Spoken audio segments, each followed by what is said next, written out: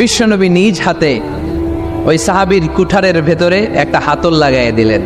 ঘটনা মনে আছে নাকি নাশিদ শুনে ভুলে গেছেন? ঘটনা মনে আছে সবার?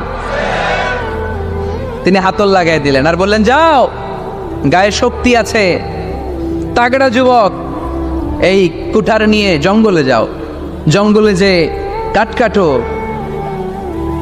লাকড়ি বানাও, বাজারে যে বিক্রি করো। লা ইয়াহতাতিবা আহাদুকুম হাজমাতান ফি যাহরিহি খায়রুম মিন আই ইয়াসআলা আহাদান ফায়ুতিয়াহু আও ইয়ামনাহু।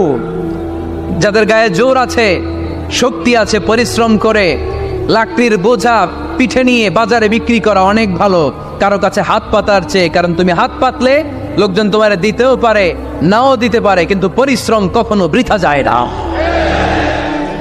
What is the moral of the story?